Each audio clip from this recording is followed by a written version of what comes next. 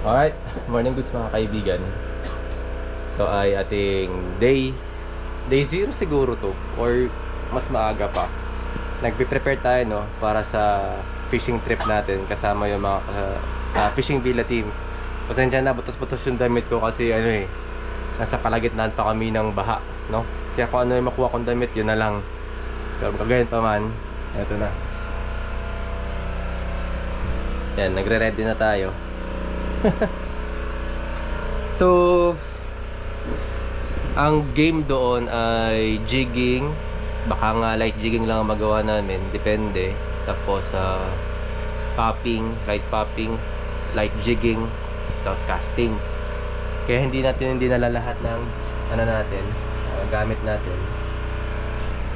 Namili lang tayo. So ano 'yon? 5 days, tama ba? 4 to 5 days na fishing activity. Dinala natin yung mga usual na ginagamit natin. Siyempre, yan ang Hayabusa. Ayan. Pati ibang Hayabusa. And then, villain jigs. Tapos, ito, mga pang-casting lures natin. Ayan. Halo-halo na. Villain, Nomad, Halco.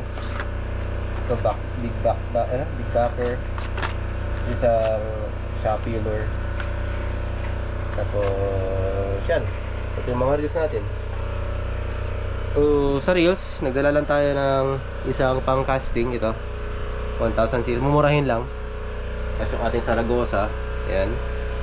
At yung ating Osea jigger, ito, Shimano. So, ito lang mga kaibigan. Unlike sa Balabak kasi yan, lahat lang yan dala ko yan. Pag nagbabalabak kami, etong mga to nandun lang sa box na yun. Tapos isang bitbitan andun na lahat. This time, nagbawas tayo. Kinuha lang natin yung sa tingin ko, o sa tingin natin, mas magagamit natin ng mas madalas. So, mga ilang villain jigs, but mostly Hayabusa jigs. Tapos, ito yung hooks natin, syempre, BKK. Yan. Get from lentos to grappler. So, mamaya na yung biyahe natin. Ngayon pala ako nag-i-impake kasi ngayon lang ako nagka-oras, no?